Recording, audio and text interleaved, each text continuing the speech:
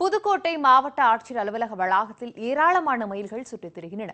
இந்த மயில்களை பாதுகாக்க சரணாலயம் அமைக்க வேண்டும் என்று சமூக ஆர்வலர்கள் கோரிக்கை வைக்கின்றனர். அதை பற்றி இந்த தொகுப்பில் பார்க்கலாம். இந்தியாவின் தேசிய பறவையான மயில்களின் எண்ணிக்கை நாளுக்கு நாள் குறைந்து கொண்டே வருகிறது. தமிழ்நாட்டில் புதுக்கோட்டை மாவட்டம் விராலிமலையில் மலை மீதுள்ள முருகன் கோவிலில்தான் ஆயிரக்கணக்கில் மயில்கள் காணப்பட்டன. இதனால் விராலிமலையை மயில்களின் சரணாலயமாக்கும் முயற்சியில் தமிழக அரசு ஈடுபட்டது.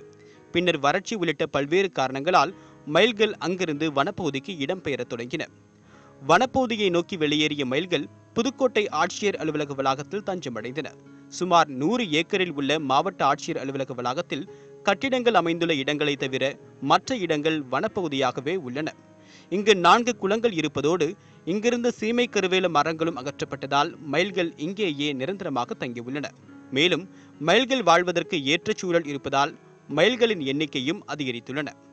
மயில்களை பார்த்து ரசிப்பதற்கென்றே பலரும் குடும்பத்தோடு வந்து செல்கின்றனர். தினந்தோறும் இந்த மயில்களுக்கு உணவளிப்பதை வாடிக்கையாக கொண்டிருக்கிறார் புதுக்கோட்டையை சேர்ந்த சமூக ஆர்வலர் சொக்கலிங்கம். சொக்கலிங்கத்தின் வருகையை எதிர்பார்த்து தினந்தோறும் மாலையில் ஏராளமான மயில்கள் அங்கு கூடிவிடுகின்றன. சொக்கலிங்கத்தின் வாகன சத்தமும் அவரது குரலும் அங்குள்ள மயில்களை உற்சாகம் அடைய செய்கின்றன.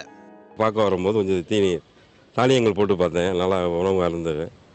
அதுலேருந்து சரி இதை தொடர்ந்து செஞ்சால் என்ன அப்படின்னு இப்போ ஒரு 1.5 வருட காலமாக இந்த மயிலுக்கு தினமும் தானியங்கள் ஏதாவது போட்டு கொண்டு இருக்கேன். இந்த மயில் அந்த தானியங்கள் போடும்போது உணவு அருந்துவதை பார்க்கவும் மிகவும் மனதுக்கு மகிழ்ச்சியாகவும் மிகவும் சந்தோஷமாக இருக்கும். அதையும் சில வரும் நண்பர்கள் சில பிள்ளைங்கள்லாம் பார்த்து ரொம்ப சந்தோஷம் அடைகிறாங்க.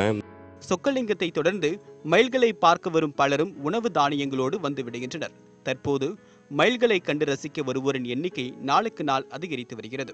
கலெக்டர் ஆஃபீஸ்க்கு ஒரு நாள் பாப்பா கூட்டிகிட்டு வந்தோம். அப்போ மயில் இருக்கிறதெல்லாம் பார்த்துட்டு சரி அரிசி போட்டால் நல்லாயிருக்கும் அப்படின்னு ஒரு நாள் போட்டோம். அப்புறம் இவ்வளோ மயில் இருக்கிறத பார்த்து அதுவே தினசரி பழக்கமாயிருச்சு. மயிலுக்கு அரிசி போடும்போது அந்த மயில் நாளடைவில் எங்களோட பழகிருச்சு. வண்டி சவுண்டை பார்த்தோன்னே எங்ககிட்ட வந்துடும். எங்ககிட்ட நல்லா பழக ஆரம்பிச்சிருச்சு மயில்.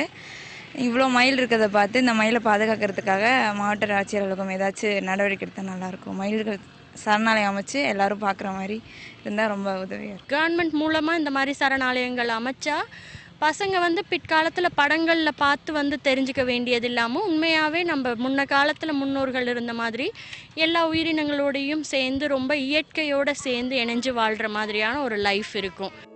புதுக்கோட்டையில் மயில்கள் வாழ்வதற்கு உகந்த சூழல் நிலவுவதால் இங்கு மயில்கள் சரணாலயம் அமைத்து அழிவில் இருந்து அவற்றை காக்க வேண்டும் என்றும் சமூக ஆர்வலர்கள் கோரிக்கை வைக்கின்றனர்.